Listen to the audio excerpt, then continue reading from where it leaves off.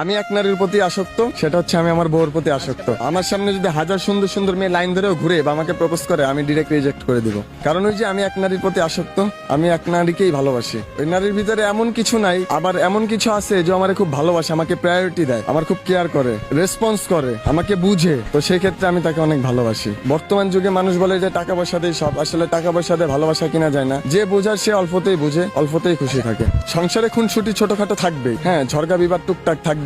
ওই ঝরগা বিবাদের মাধ্যমেই একে অপরের ভালোবাসাটা, বন্ডিংটা আরো ভালো থাকবে। তো ওই কারণে আমি মনে করি যে খুনসুটির ভিতরেও অনেক ভালোবাসা থাকে। যেমন আমাদের ভালোবাসা অনেক, আমি এখনো ওকে ভালোবাসি। ও দেশে থাকে, আমি ঢাকায় থাকি। ছুটিতে আমি যাই, তখন একসাথে ঘুরি, ফ্রি সবকিছু করি। ঢাকায় যখন থাকে আমি ওকে খুব মিস করি। আমি বলতে চাই আমি ওকে সবসময় ভালোবাসি, সবসময় মিস করি। ওর ফ্যামিলির কেউ জানতো না, ওর ভাই জেনে গেছিল। ওর ভাই আমার ফ্রেন্ড হয়, আমাকে লাইক করতো, আমিও লাইক করতাম। বিয়ে যে করব এটার চিন্তা ভাবনা আমার ছিল না, কিন্তু ওর যে আমার যে সুমন্দি বউ, সে বলছে যে ভাই বিয়ে যদি এখন না করেন তাহলে কিন্তু ভবিষ্যতে এই মেয়েকে আর পাবেন না। তো এই কথার পরিপ্রেক্ষিতে আমি, ওই মেয়ে আমাকে মানে হেল্প করে, আমার সুমন্দি বউ হেল্প করার কারণে পরে ওই মেয়েটাকে নিয়ে আমি ভেগে যাই। 2 দিন বাইরে ছিলাম আমার এক বান্ধবীর বাসায়। ওকে আলাদা আমার বান্ধবীর সাথে রাখছিলাম, আর আমি আমার বান্ধবীর ছোট ভাইয়ের সাথে ছিলাম। আমার নামে মামলা মোকদ্দমা কেস টেস করে দেন আমি চলে আসছি। আসার পরে মেয়েকে থানায় নিয়ে গেছে। নিয়ে যাওয়ার পরে ওসি জিজ্ঞাসা করছে, ওসি রুমে নিয়ে ওসি স্যার বলতেছে যে তুমি কি চাও? বলে আমি এই ছেলের সাথে সংসার করতে চাই, এই ছেলের সাথে থাকতে চাই। বলে তোমার তো প্রাপ্তবয়স্ক হয় না। তখন বয়স ছিল 16 বছর,